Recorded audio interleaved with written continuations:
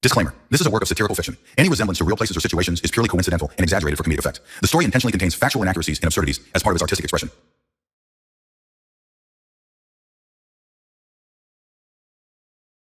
Jeff and Apples walk the street, talking about the sky so neat. Weather, weapons causing storms, globalists with secret forms. Jeff and Apples, what a pair. Whisper plots while breathing air. Apocalypse is on its way, but they still find time to play. But they still find time to play. But they still find time to play. How you doing today, Apples? Oh, pretty good. Pretty good. Nice day. Having a nice Christmas out here with Natcha. We'll see if she can keep up. Yeah, we'll see if Natcha is gonna keep up. I've got Max was telling me, he's like, Natcha's the one. She's the one who can take over. And so I brought some food. Natcha, Natcha. She's like a real sweetheart. She actually reminds me so much of Lucy, how she is. Natcha. Here, I'm gonna give her a bit more. There we go. See if she sticks with me. It's actually more important now than ever because I've got some sad news that Bruce Lee passed away on Christmas Eve. Bruce was my first Chihuahua. He was always the leader of the pack. And him and Lucy have a long history. They're kind of like lovers for a while, and then best friends. And then even after Lucy passed, I think more than a year ago, a couple years ago now, I think. Bruce took over. I don't know if you remember with traumas and street fights. It's Bruce Lucy and Jeff and Trauma and Street fights. Round one, fight. But he was always so busy. He was always going to Chihuahua State, and he'd hop in any car at any time and just take off. So then I was like, well, we'll get Apples, but she's sweet, but she doesn't really even come with me most of the time. I think Natcha will, though. So we'll see if Natcha's the one. Max keeps telling me, he's like, she's the one. She's the one, Jeff. And she might be. Let's see how it goes. So yeah, very sad. That's the saddest thing about dogs. They don't live very long. But Bruce brought so much incredible memories and into our life. So another sad day, losing another Chihuahua now. But there's always new ones too. Like Natcha, she's only about 2 or 3 years old. And she's a Chihuahua, like a full Chihuahua, not like Apples, who's already took off. So she looks like she's ready to go. I think we might have a new co-host here, just right after Bruce passed away. Natcha. Yeah, here we go. So yeah, interesting intro video there about, from like the 1970s, the guy had the song about 2025 and how there's gonna be a great divide, or bifurcation, you could call it, which is what Christoph Melchizedek calls it. He says that's starting in 2025 to 2032. Hello. And yeah, since we're nearing the end of 2025 here, which by the way, still got a couple days left. So far, the Deagle forecasts were incorrect, unless the Deagle forecasts were that like 80% of people in the Western world were not going to be human anymore. And if that was what they were saying, then they were actually correct. Because most people have been injected with nanotech and are not actually fully human anymore. Oh, Natcha! Natcha! Natcha! Whew. Oh no, she took off. I'm going to go back and get her. She was doing so good. Meanwhile, this guy with the leaf blower is like waiting for me to go one way or the other. But either way, we're nearing the end of 2025, so thought we'd talk a bit about that. And of course, there was a book written in like 1996, actually. That was the year it was written. And it basically nailed it for what we'd be seeing in 2025 as well. If this was predicted 27 years ago, somebody knew something. Okay, here's the list. This is an abbreviated list. I could have made it much longer. You know I can. I didn't. Fast mutating viral disease pandemics. Genetically developed vaccines. Smart IDs. 1997! I'm sorry, I didn't mean to scream, but, just make sure none of you are nodding off, because the eyes get heavy. And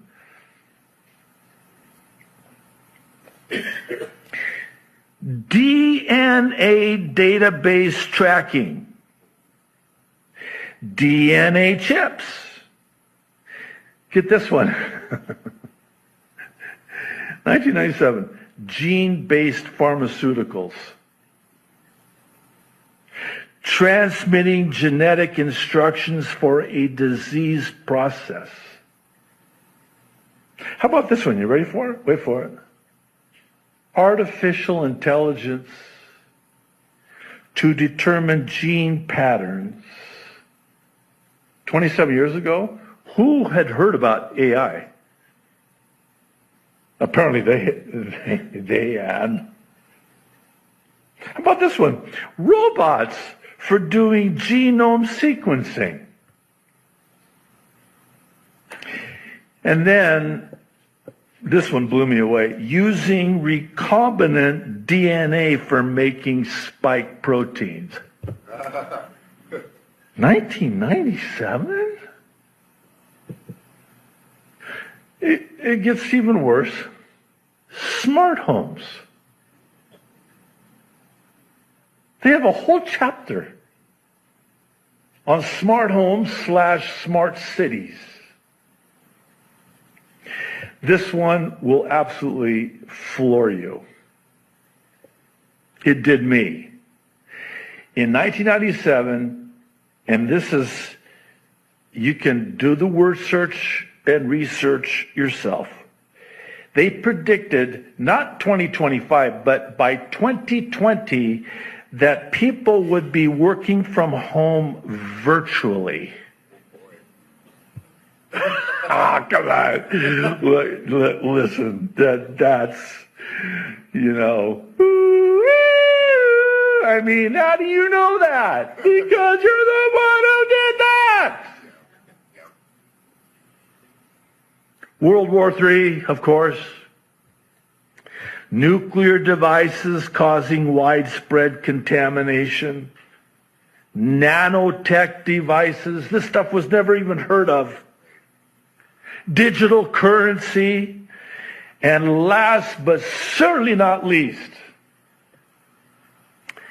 vaccination programs. I'm sorry, I got to chuckle, because if I don't, I'll cry. Vaccination programs run by organizations like the World Health Organization for a global killer that has yet to emerge. Wow. First printing, February 1997. Yeah, that book was written in 1996, so actually 30 years ago now. 2025 scenario of us and global society reshaped by science and technology. There you are, Nacha. Would you have stage fright there?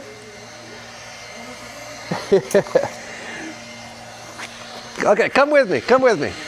All right, let's try this again. I've got the wieners. So this is interesting, especially, I remember 1996.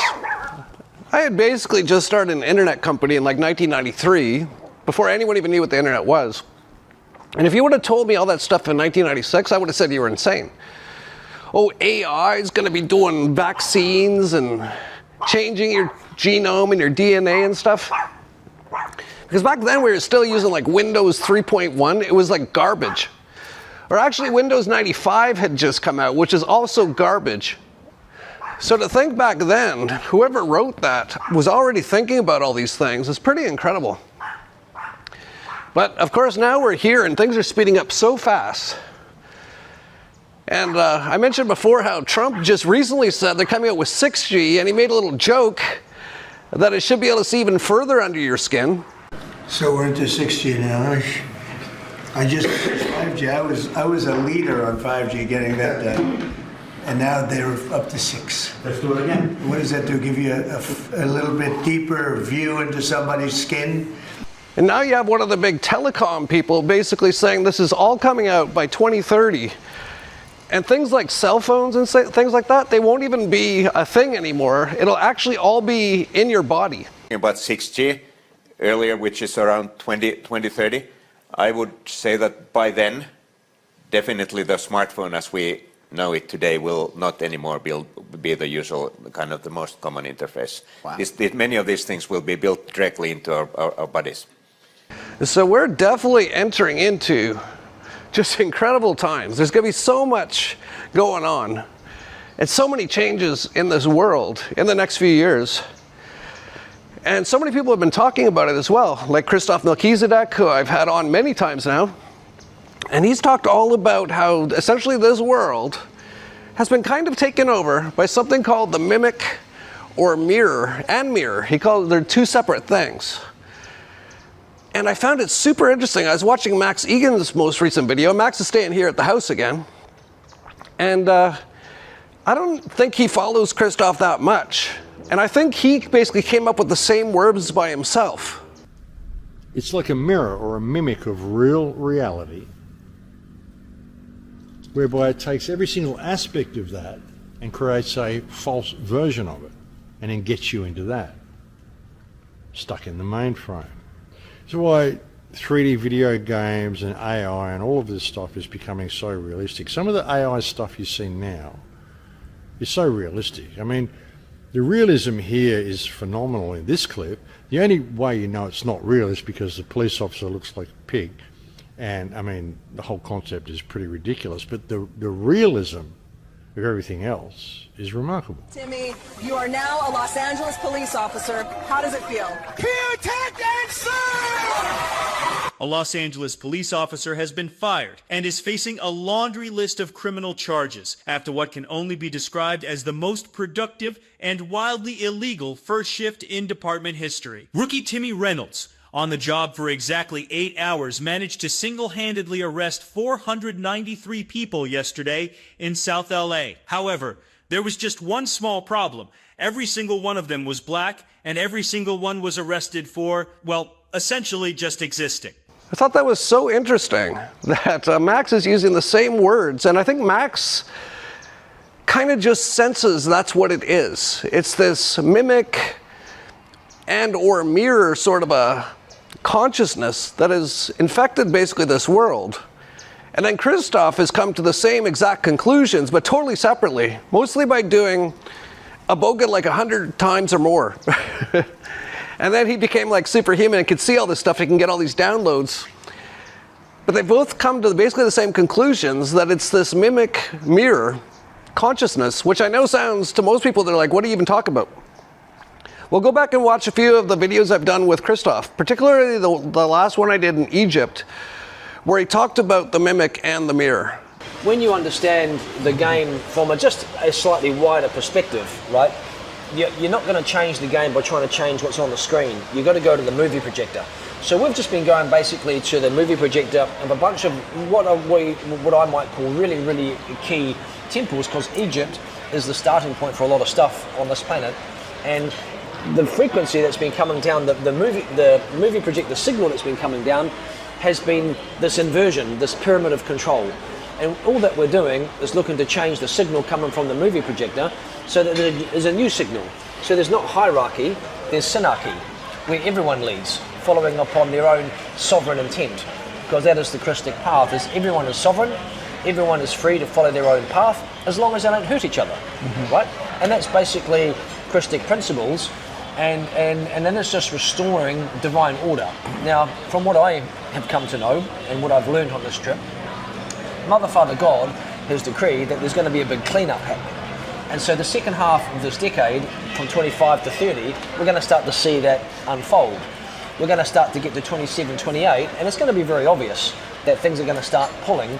God is going to send a few pulses of flame plasma from the earth. What God is waiting for is these temple spaces and enough humans on the earth to be able to hold the flame plasma to come. And that flame plasma, when these little pulses come, are going to take out these mimic fields of consciousness, and all the technology and all the systems built on these mimic fields of consciousness are going to start to unravel. And this is what we're going to start to see. So it's so interesting. They're both talking about it in this way. And then Christoph Melchizedek says we're going to have a bifurcation or a bifurification of the world in the next few years, which is also kind of what that song at the intro start talked about. That's kind of what a lot of things are talking about. The Great Reset, Satan Klaus. It's all going to be happening in the next few years. And some people are going to get stuck in the mainframe, which is what Max Egan's been talking about. And Christoph Melchizedek says if you get stuck into that, so if you're stuck in this mimic mirror consciousness, you're going to be stuck in there for 52,000 years, which seems like a long time. And they're both speaking on Anarchapulco, by the way. So interesting and cool. So, you know, you might want to stay out of the mimic and mirror consciousness, which almost everyone's infected by.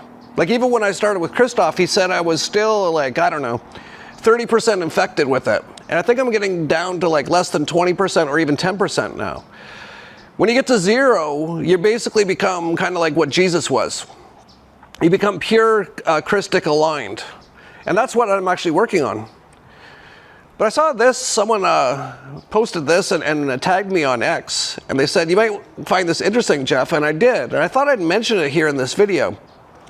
So this is a fairly long post from a quote from someone named Liz Marion. What if I told you this planet, this plane of existence, this realm we live inside is a harvesting ground? Not for your soul. Your soul is sovereign, eternal, untouchable. But for your frequency. Every emotion you feel emits a signal. Every thought you repeat broadcasts a tone.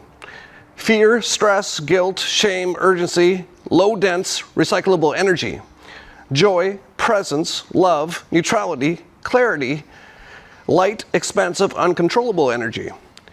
What if the systems, cycles, and pressures here aren't random, but designed to keep attention fractured so frequency stays predictable? Because frequency is currency in this realm, and unconscious beings generate it endlessly. But here's the part that changes everything. The moment you see it, the moment you feel it in your body, the moment you stop reacting and start observing, the harvest fails. Awareness collapses the mechanism. Presence dissolves the trap. You stop leaking energy into the machine and start circulating it within yourself. You respond instead of react. You breathe instead of panic. You choose neutrality where chaos once fed. That's when the game ends. Not with rebellion, not with force, but with clarity. Because nothing can harvest what no longer vibrates on its wavelength. And when enough beings remember this, the field changes, the illusion thins, and the realm must either evolve or lose its power entirely. You were never meant to escape this world. You were meant to outgrow it. Because the system only works as long as you identify with the emotions it provokes. The moment you stop feeding it, fear, outrage, and urgency, its grip weakens. Awareness is the exit. Stillness is the shield. Presence is the cheat code. When you hold your frequency steady, the loops stop looping. The scripts lose their power. The triggers no longer hook into you. You begin to move differently. Time feels less rigid. Synchronicities replace struggle. The realm starts responding instead of resisting. This is when you realize the harvest was never about control. It was about unconscious participation. Once you withdraw your energy, you become invisible to the mechanism. You walk through the world, but it no longer feeds on you. And when enough beings stabilize the state, the grid destabilizes, the veil thins, the entire construct is forced to recalibrate. Not because it was fought, but because it was seen. That is the real awakening. Not rage, not escape, not war, but the quiet moment you feel it click inside your body. And no, without doubt, the game only existed because you didn't know you were playing. And so much of that is what I've been talking about for the last few years. Being present, not running on programs. Not falling into fear or hate or anger or even depression and things like that by doing the work.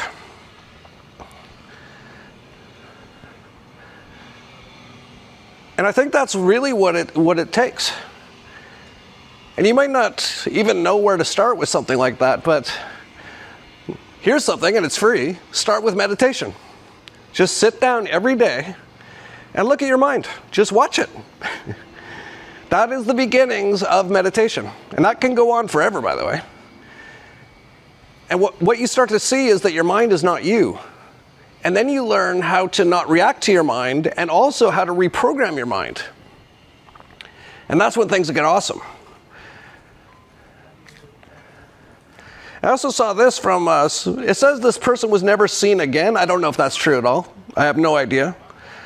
But I do like what she was saying, because this is also what I've been saying for years. In control of the most intelligent, powerful species on the planet would be to completely divide them from the love within themselves. As soon as they are old enough to begin creating an understanding of who they are, force them into a system that teaches them that it is wrong to be yourself if yourself is different from what is accepted as normal. Confuse them about their own biological makeup so that they think that permanently altering their body is the answer to happiness. Require their daily attendance at an institution that makes them focus only on the information that is provided. Make them attend that institution from age 5 until an adult and repeatedly test them on the information so that it becomes their truth. Give them an explanation to everything so that they never have a chance to make their own assumptions of the world. Scold them and humiliate them if they suggest an opinion that opposes that of their authorities. Keep reminding them of how cruel their ancestors were to each other in the past and broadcast how cruel they are to each other in the present. Only show them tragedies on the news so that they live in fear and think the worst of one another. Convince them that their species used to be that of an incognizant wild animal. Make them think that their very existence is so incredibly random that they lack purpose and struggle to make sense of a creator. Tell them that their kind is as smart as they've ever been so that they don't question the integrity of the system that they're in. Provide them idols with artificial beauty and use them as examples of what it is to look perfect so that they are never content with their own appearance and can't help but to compare themselves amongst each other. Create addictive digital platforms that rank them by numbers so that they base their self-worth off of the amount of followers that they have and are never satisfied. Build a society around them in which those who have money benefit and those who don't fail. Make money their main focus, but make it so difficult to accumulate that they remain in a place of constant struggle, forced to dedicate the majority of their time to the system that made it this way. Tax them in every way possible, but tell them that it's for their own benefit so that they don't think twice about paying it. Take so much of their time and energy throughout the week, but give them 2 days to themselves so that they feel a sense of reward and don't fight back. Promote the consumption of poison in every social setting so that even on those 2 days, they remain disconnected from themselves and each other. Pump their food with excess sugars and addictive chemicals, but make it cheap, advertised, and easily accessible so that they never stop consuming. When their food makes them ill, prescribe them medication that only masks the symptoms so that they become dependent on it every day. Charge them so much money for healthcare so that they stay in a constant loop of consuming, medicating, and working. Cause chaos amongst them and blame it on a group of their own so that they form judgmental stereotypes. Turn them against each other in so many ways. Well, it's twice now that Natch has run back to the house and found a way in and hid under a bed. And Apples actually hasn't. So this is it right now. This is the battle between Apples and Natcha for the future of co-host of this show. You're doing pretty good here, Apples. Or Apples, yeah. Well, yeah, if you never bring out the sausage, you bring out the sausage, it'll be right behind you every day. That's true, Apples. All right, well, we'll see what happens, because Natch keeps getting stage fright. But anyway, it is Christmas time of year, which, of course, has been totally taken over in so many ways, over actually thousands of years, numerous times. It actually used to kind of mean this time of year was the reawakening of who you really are. Oh, here comes Natcha. We got her out again. And then it got kind of taken over by these Saturn worshippers. And then they kind of took over the whole Jesus thing and made up their own thing about that and then said that's what it is. But anyway, whatever it is, one thing's for sure, there's a lot of people out there feeling like this today.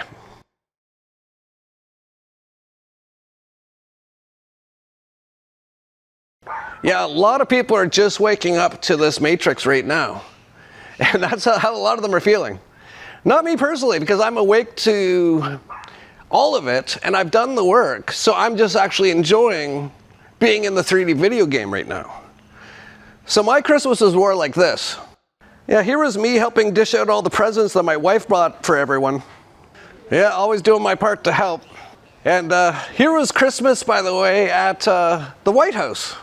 Happy Hanukkah is what the White House is telling everybody with a giant menorah on the lawn. No Christmas tree, no statue of Jesus, but a menorah is how the White House will be celebrating Christmas this year. Well, actually, it's banned to put Jesus' birth on the White House lawn. Did you know that in 1989, they ruled that Christian scenes could not be displayed by the government, but menorahs could. So you will never see the birth of Jesus on the White House lawn, but instead you'll see this thing, a 36-foot statue right in front of the White House. Also inside the White House, they will be celebrating and lighting the Hanukkah candles. Where's our president? He's in that corner, making sure that he's not in the way of the singing. And this is him talking about Hanukkah. He did not host anything to talk about Christmas. I'd like to note that there were 3 Hanukkah celebrations this year in the White House. Not a single Christmas tree, not a single image of Jesus anywhere around or in the White House. Yeah, they're not even hiding anywhere. No Christmas tree this year. It's just the Jewish sort of thing, which worships Moloch. You starting to get it yet? It's becoming very obvious. They're just, you know, out in plain sight now completely. And meanwhile, Benjamin Milkowski from Poland went on to say how the Israelites, or the Israelis, and the Jews really respect Christmas time. And the thing in the bottom below him talking here was the police in Haifa breaking up Christmas celebrations, beating Christians, and tossing them in jail. From Jerusalem, I send warm greetings to our Christian friends around the world. I wish you a Merry Christmas and a Happy New Year. From here, the Holy Land, Israel, the only country in the Middle East where the Christian community is thriving. Israel is the only country in the Middle East where Christians can practice their faith with full rights and in total freedom, where Christian pilgrims are embraced with open arms and are so deeply appreciated, where Christians can celebrate proudly their traditions and openly do so without any fear. In Jerusalem, the city municipality every year officially distributes Christmas trees. It's been doing so for 2 decades. By contrast, a few days ago, in the Palestinian town of Jenin, Palestinians burnt a Christmas tree in the Holy Redeemer Church. That's the difference. Israel stands up for Christians across the region, wherever they face widespread intimidation and persecution. While Israel's Christian population is growing, the Christian population in countless areas across the region has been dwindling due to systematic discrimination and oppression. Meanwhile, they keep pushing out that Donald J. Trump is the peace president. He ran again on his no more wars, bring all the troops home. Since then, the Russia-Ukraine thing's escalated. He's been attacking Iran. But they renamed the Donald J. Trump United States Institute of Peace now. And here's Jason Basler of the Free Thought Project. The Peace President 2025 recap. Xmas airstrikes on Nigeria, which, by the way, here it was. Fear and confusion in a Nigerian village hit in U.S. strike as locals say no history of ISIS in the area. Yeah, so he bombed Nigeria on Christmas Day, direct U.S. strike on Iran, renewed strikes in Syria, increased the Pentagram budget, 529 airstrikes on 240 locations, military aid to contentious regimes, 53-day bombing campaign in Yemen, build-up seized oil tankers, boat strikes, domestic military deployment in U.S. cities, new sanctions targeting civilians in foreign countries, because war is peace in Trump's White House. Yeah, I think he's actually bombed more countries than any other president in history now, which is saying a lot, because there's a lot of them who have bombed a lot of places. Pretty incredible from the peace president. But of course, you know, they always have a way to twist it. Well, it's peace through strength, right? But think about it. Do any of these things need to happen? And not to mention all these countries he said he stopped the wars.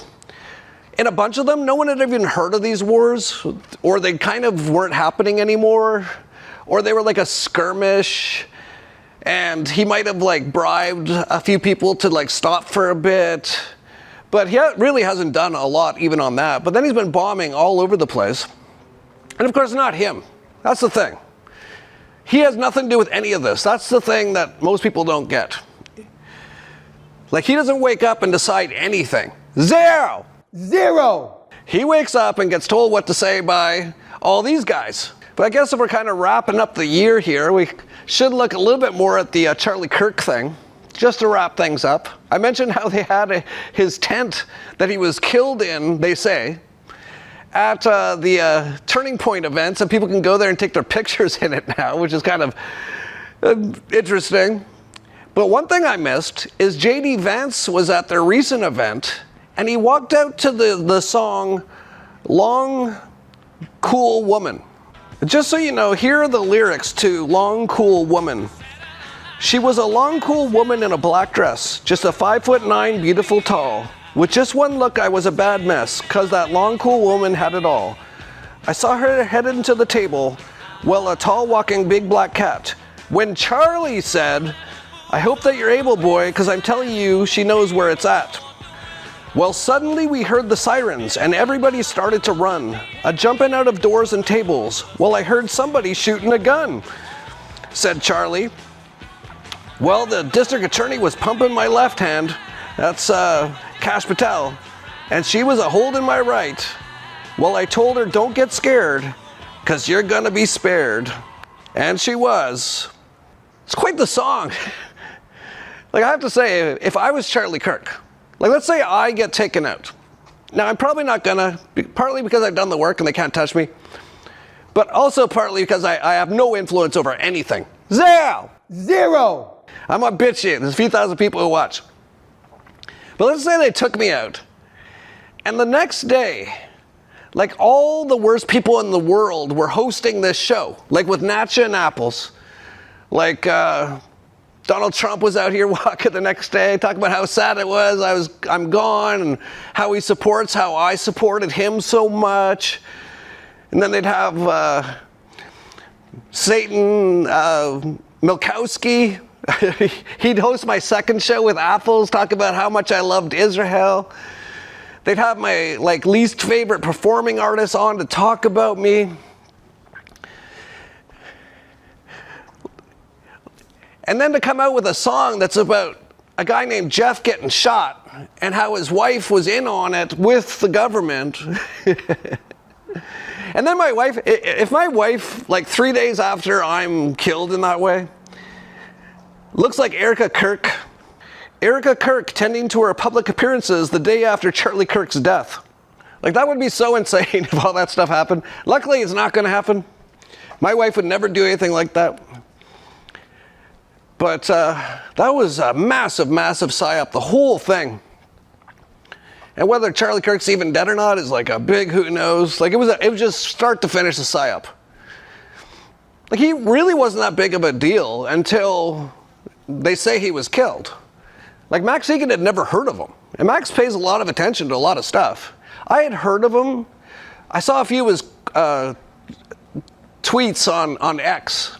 And this was like a year before he was dead. Or they say he was dead. And he was like all supporting Israel, so I blocked him. But I didn't know, no one had ever talked to me. Have you seen this Charlie Kirk guy? Like, he was not that big of a deal. Like, I think he was on college campuses. But aside from that, he really wasn't. But they've blown him up into this huge thing now. And it was all basically a psychological operation. It's incredible. When you think about all the things they do to try to keep people from finding out the truth, it just shows you how powerful every single person is, because they have to spend trillions of dollars a year trying to fool you and make it so you don't even have the time to realize who and what you really are. Anyway, speaking of other news, silver's been going insane. Like, it was up $10 just yesterday. I remember I bought a lot of my silver at less than $10, $7 to $15 basically. And it was up that amount just yesterday alone, up over $80 in China. China. That was just yesterday. And look at this chart. This is like an insane chart. I should point out again, gold and silver mining stocks are our biggest holdings at the Dollar Vigilante. I know some people might think it's crypto, but it's not. Crypto is 20% of our holdings. Gold, silver, and the mining stocks are, I don't know, 50% or more of our holdings. So the Dollar Vigilantes are very happy at the end of this year. It's been crazy. It's very interesting, too, to see the top assets in the world by market cap now. Number 1 is gold, which is great. Essentially God's money. Then NVIDIA, that's the AI stuff. So you have the other side of the spectrum there. But then third now is silver, which is essentially kind of like God's money. And then you have the other side of the spectrum, all the evil stuff, the Apples, the Googles, the Microsofts, Meta. But also on there's Bitcoin. And Bitcoin's also in our portfolio. So 3 of the top 10 things on there that are all either really good, like gold and silver, or pretty good, like Bitcoin. Bitcoin's been kind of co-opted. But it's still better than a lot of other things.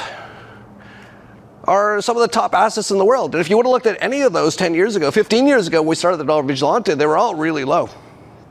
So we've been doing incredibly well. Actually, gold's outperformed the US stock market now for the last 2 decades based on its current gains.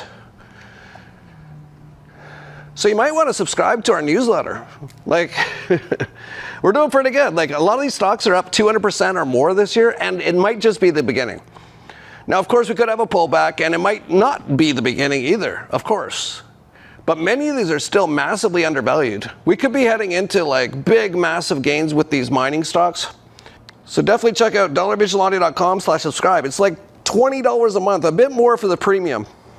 And also, I'm recording on this on December 27th. I don't know if this video will come out on the 28th or the 29th. But beginning on December 29th is the Anarchapulco Nonconformist Series Practical Wealth 2-day virtual event. And some of the topics that will be covered is how to use crypto to your advantage, know when to hold them and fold them. That's very important right now.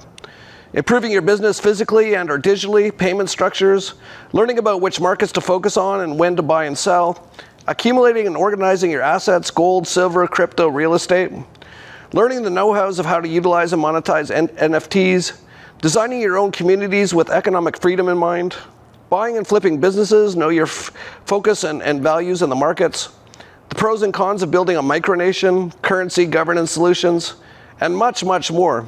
So like I said before, we're at the end of the year and a lot of people make New Year's resolutions. If gaining more capital or keeping the capital you have is one of your things, I highly recommend you join us on that. I'm going to be on there. Rafael Laverde is going to be on there, giving a lot of information. There's going to be Silver Dave on there, talk about silver, what to do there. I'll also be talking about that in the newsletter. And if you're seeing this a bit late, you can still sign up for it. You get lifetime replays with it. And you probably don't want to watch it all over 2 straight days anyway. So just go to anarchapulco.com/practicalwealth. And one of the guys talking on there is Ernie Hancock, an old friend of mine. And here's what he has to say about what he'll be talking about. Hi, I'm Ernest Hancock with Occupy the Land, occupytheland.org. We're going to be discussing with you at the Nonconformist Series at the end of this year in 2025 about community. You have property rights, but you're always in a community. And how do you engage with them? Well, we are focused on mesh networks, privacy, encryption. We have 200 down and 100 up. And what do we do with it? An agorist market. I have, I want, I buy, I sell, I barter, I trade. And like a good neighbor, Ernie and Donna's there. We're going to be talking about what we're doing and the cryptos that we're using and the integration into a freedom-oriented lifestyle. It'll be fun. You might be thinking, why should I sign up for these things? Well, I'll tell you, the Dollar Vigilante had our summit last year at Anarchapulco. We're going to be doing one again this coming February. One of the biggest topics was the precious metals and the mining stocks. And some of them are up hundreds or even thousands of percent now. Then the Crypto Vigilante this September had their privacy coin summit. And many of the privacy coins were up hundreds or even 1,000% after that. So I'm not saying you're going to get stuff on this one that's going to be up hundreds or thousands of percent within a few months. But we've got a pretty good track record of doing those things. So you might want to sign up for these things. And that's the thing, you got to do some work. You got to expend some energy, both in terms of currency, which is energy, as well as your own time, which is also energy. You have to give to get in this matrix, so you should consider that. But in the meantime, the Queen of Europe, Ursula von der Leyen, is talking about how they got to stop people from talking about the truth. As technology evolves, we need to build up societal immunity around information manipulation. Because research has shown that pre-bunking is much more successful than debunking. Pre-bunking is basically the opposite of debunking. In short, prevention is preferable to cure. Perhaps if you think of information manipulation as a virus, instead of treating an infection once it has taken hold, that is debunking. It is much better to vaccinate so that the body is inoculated. Pre-bunking is the same approach. Because disinformation relies on people passing it on to others. It is essential that people know what malign information's influence is and what the techniques are that are behind it. And as the knowledge goes up, our chances of being influenced goes down. And that builds up the society resilience that we will need. Yeah, they've got to pre-bunk and debunk all of the truth. And they called it like using a vaccine. They love the vaccines so much. Speaking of vaccines, Norwegian biathlete Bakken dies age 27. Sivert Guttorm Bakken, who had been hoping to compete at the Winter Olympics in February, has died at age 27. He returned in competition in 2024, having been kept out since 2022 with the heart condition myocarditis. Yeah, it continues on. So many people are still dying from the lethal injection. So many people have myocarditis, which, by the way, they say there's no cure for. But we know of one person who is cured completely of it with the Tesla machine. So that's the cool thing about all these things I'm talking about. I'm talking about how bad all this stuff is, but how it's all going down. It's all collapsing. It's all becoming stupid. It's all becoming obvious to a lot of people now. And there's going to be major collapses. But for the smart people, they'll probably get through it. And if you do the work, you'll get through it just fine. And there's so many incredible things coming to us now, like plasma. Like here's Conrad. Hello all, I've had my machine for a few months now and traveling Asia helping people heal, but first I healed myself. I'm an Army veteran and had a back injury, L4-5 with a lot of sciatica in both legs and pain in the feet. I have tinnitus, headaches from a concussion in Afghanistan. Both shoulders have slap tears and rotator cuff syndrome. Right shoulder is dislocated twice and left shoulder once. Oh, and in 2022, I broke my right hand and never went to the doctor. The first session, I was focusing on my lower back, legs, feet, and shoulder. After 12 minutes, all those areas had a 60 to 70% reduction in pain and discomfort. I actually didn't realize until after my right hand pain and nerve pain up the arm also dissipated by the same amount as the bulb was in the hand the whole time. I've not done cardio since I injured my back in 2016. 10 years ago. Now I start in the gym on the treadmill, 10-minute walk, 9-minute run at 8.5 kilometers, 1-minute sprint at 16 kilometers, 3-minute walk, 1-minute sprint, 3 walk, 1 sprint, then cool down walk, then on the weights, then abs and obliques. I've been doing this 5 to 6 times a day in a row. And that's just me, not even mentioning those I've helped since I've just bought another machine for my daughter in Australia. Best investment I've ever made. Then there's Harpia. We've now had the plasma machine for a few weeks, and already the results have been nothing short of amazing. My husband has been battling a UTI for over 2 years. He initially went to doctors, and unfortunately the antibiotics they gave him only made things worse. After that, he undertook a full detox, which helped significantly, but the UTI never completely cleared. He was still getting up many times during the night, and his urine had a very strong odor to the point that he felt embarrassed using public toilets. He decided to try the plasma directly on his bladder for just 5 minutes. The smell disappeared immediately and has not returned. The next day, he did another 5-minute session, and from that point on, he stopped needing to get up during the night. He was absolutely amazed. He also suffered from a recurring eye infection that often developed into a chalazion on his eyelid. On the very day we received the Tesla, his eye was swollen and weeping. He placed the plasma bulbs over his closed eyelid, and within a few short sessions, the infection completely resolved. These infections would normally last a month or longer. For me, my knee has been extremely painful in the weeks before the Tesla arrived. I walk a lot, and it had reached the point where I was really struggling to walk at all. Every time I pushed through, I deeply regretted it as the pain became almost unbearable. I did 2 20-minute sessions on my knee, and it healed to about 95%. I was so happy, no completely pain-free, 100%. Since then, I've been using the Tesla almost every day. I feel as though I recover much more quickly from stress and from lack of sleep. I'm sleeping deeply, often waking early, yet feeling as though I don't need as much sleep. There's also this incredible plasma-upped feeling, a very heart-centered, nourishing feel that stays with me.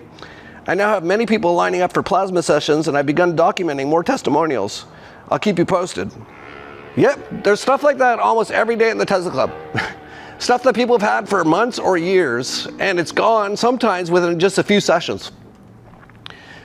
Just incredible. And we're going to have 2 running full-time at Anarchapulco in Puerto Vallarta coming up February 16th to the 20th. We're also going to keep it running, just so you know, during the Dollar Vigilante Summit on the 21st and the Crypto Vigilante Summit on the 22nd. So it's going to be running 7 full days, 2 machines, probably 10 plus hours a day, which these machines can do, by the way.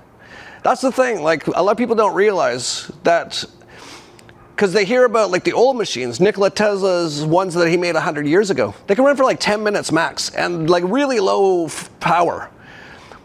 They still help. Like if you have nothing, like if you have a problem and you have nothing, or the old 100-year-old Tesla machine, definitely use the old Tesla machine, but it's nothing. Like you can't have plasma baths, you can't run it for like an hour. And the Tesla machines are just incredible. And yeah, they run like they can run all day, every day. It's incredible. And they barely use any power, by the way. They use the same power as a bit more than a laptop computer, which is incredible. Like this is the most incredible technology ever.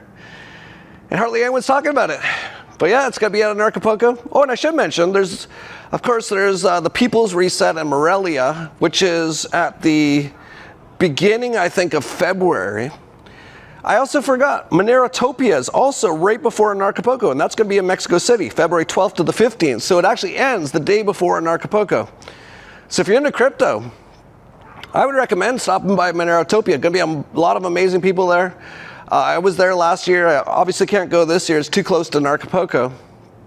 But if you're looking to do a few things all at once, and Monero's actually been one of the best performing cryptos out there for the last few months, which is great. This is what I've been saying. All of our stuff, Monero is one of our biggest holdings as well. Basically, it's gold, silver, mining stocks, all skyrocketing.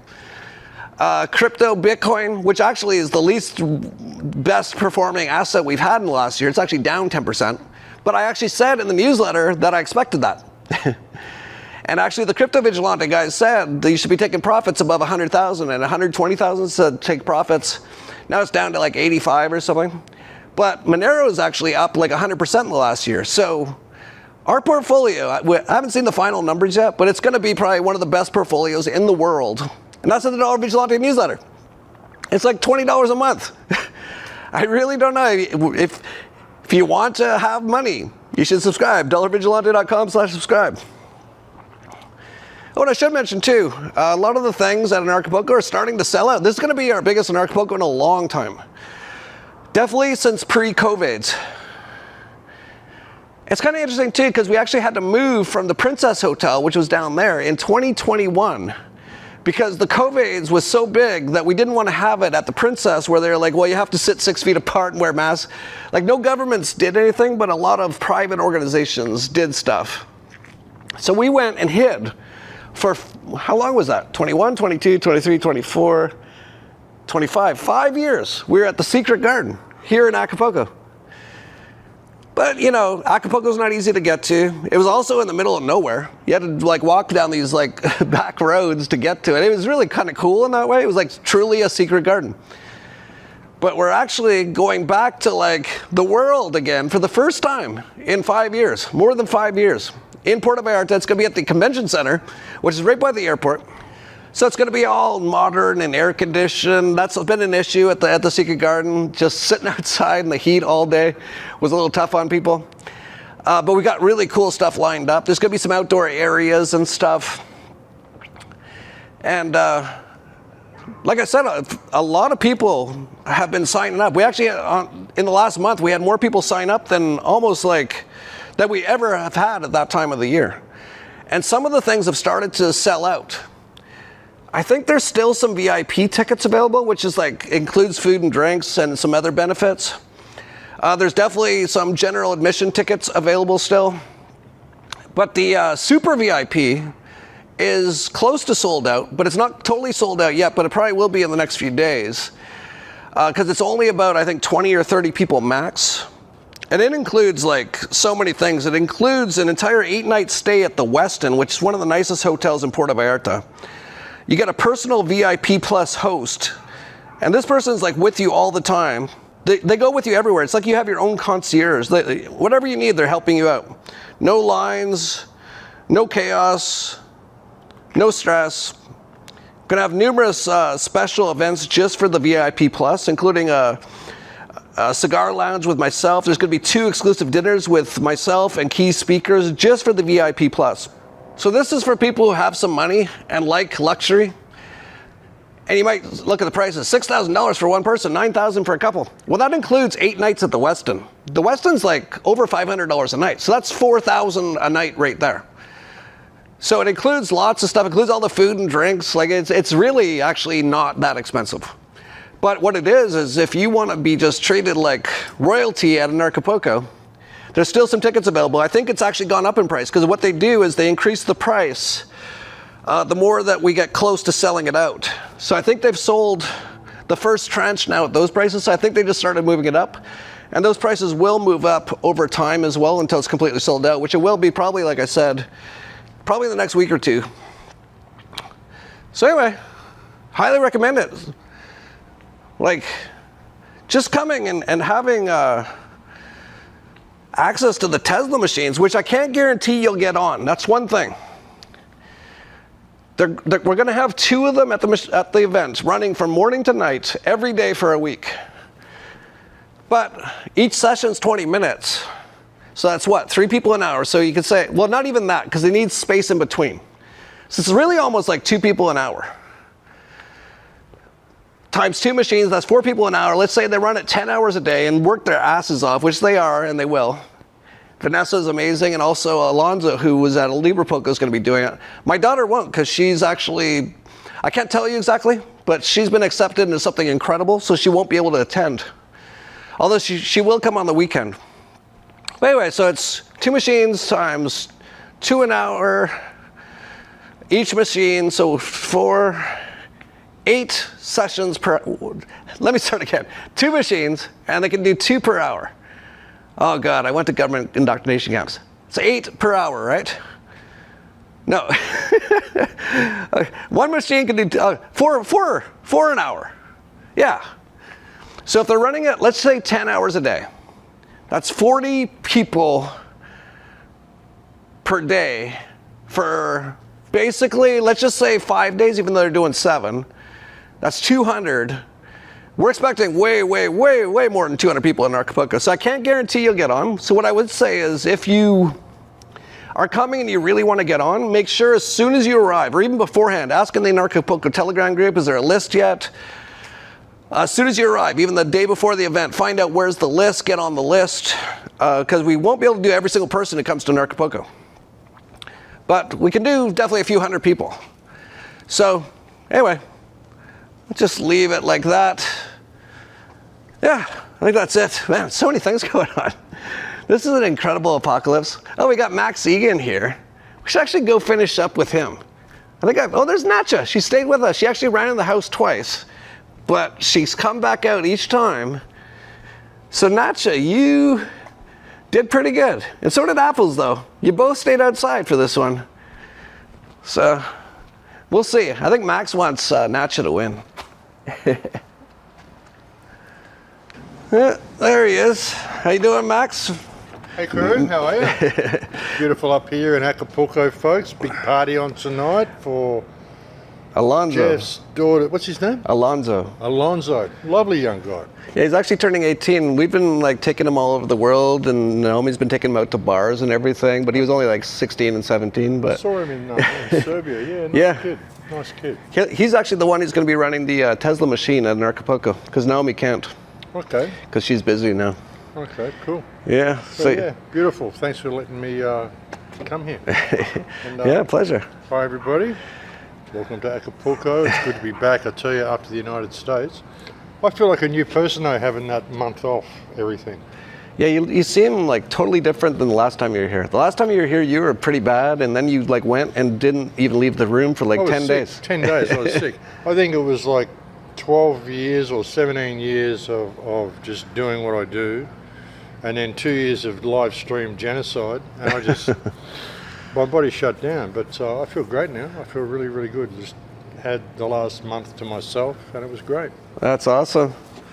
Cool. Well, I think we'll leave it there. I got my son a quattrimoto, a four-wheeler for Christmas. You've seen him out there I zooming actually around. showed them that on the video. I recorded a video today, and I showed them the little four-wheeler and the little scooter as well. You got a scooter there as well.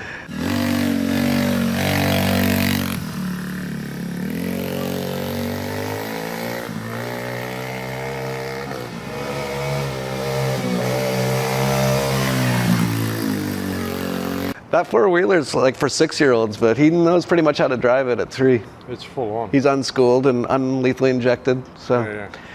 So yeah, we'll leave it there. I'll see you. Well, you'll see us both out of Anarchapulco coming up in less than 2 months now. Pretty incredible. Yeah. You looking forward to it? Yeah, it's going to be great. Got to be out there. I heard you're thinking of starting a bar there. Well, I could. I mean, I've got the opportunity to. We do these pop-up bars, and the lady who owns the place where I had the pop-up bar last year, when I said we were going to Puerto Vallarta, she said, "Oh, I've got a place in Puerto Vallarta if you want to do a pop-up bar." And I went, it's just the way things work. That's yeah, it's just all random and just last minute and anarchic.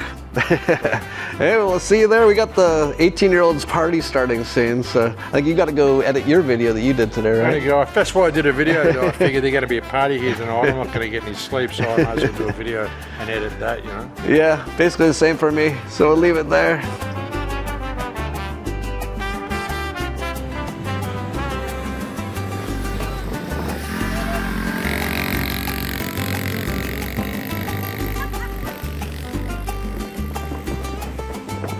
Hello everyone, my name's Gareth Ike and it's an absolute pleasure to announce I'll be speaking at Anarchapulco 2026 in Mexico. The event runs from the 16th to the 20th of February. It's my second time there, absolutely loved it the first time. Some wonderful speakers, great events, great workshops, real world solutions being discussed by great like-minded people. And an added bonus is the weather's a darn sight better than it is here in England.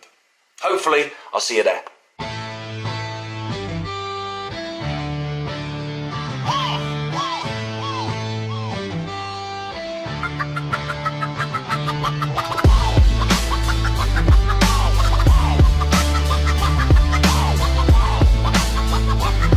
Puerto Vallarta, here we come. Vamos. Palm trees whisper, freedom in the breeze. Oceans hymn, no chains, no pleas, no rulers, no kings, no scripts to recite. Burn the old book, let the phoenix ignite. Rebirth on the sand, where the rebels convene. A Genesis scene, mind sharp and keen. Dollars to dust, trust in the soul. Anarchapulco, where we break the mold. Anarchapulco, where the spirit flies. New dawn, breaking under open skies. No masters, no limits, no chains to choke. This is freedom's fire, Anarchapulco spoke. Anarchapulco, where the spirit flies. New dawn, breaking under open skies. No masters, no limits, no chains to choke. This is freedom's fire, Anarchapulco spoke. Beach bonfire starts spark like flint. Ideas ricochet, no permission, no stint. Borders dissolve, minds expand. Every soul sovereign, every mind grand. No contract signed, just a handshake truth. Ancient wisdom reborn in the fountain of youth. Rules crumble like castles at high tide. Revolution lives where the dreamers reside. Golden horizon, the birth of the free. Echoes of laughter, the waves decree. Freedom is anthem, a beat in the chest. Anarchapulco, where the restless rest.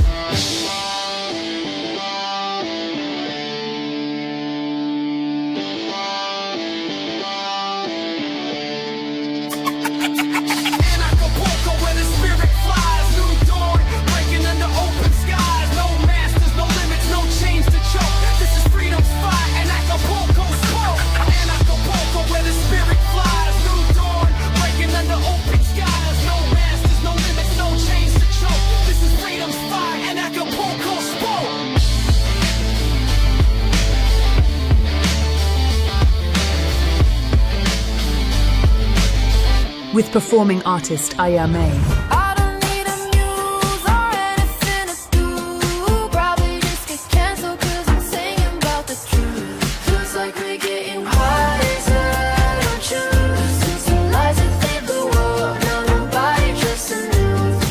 Anarchapulco opening party on February 15th. Anarchapulco Genesis, February 16th to 20th. The Dollar Vigilante TDV Summit, February 21st. The Crypto Vigilante TCV Summit, February 22nd. Agoraphobia, retreats, and other excursions, February 21st to 27th. Bufo and other plant medicines with Bear Heart throughout the event. A special Iboga ceremony with Christoph Melchizedek from February 23rd. 2 Tesla plasma healing devices will be running throughout the event. Thanks to the Tesla Club. Bring the whole family. The Anarchapulco Family Camp runs throughout the event with activities for non-lethally injected, free-range, unschooled pure souls. Anarchapulco 2026. Genesis. Puerto Vallarta,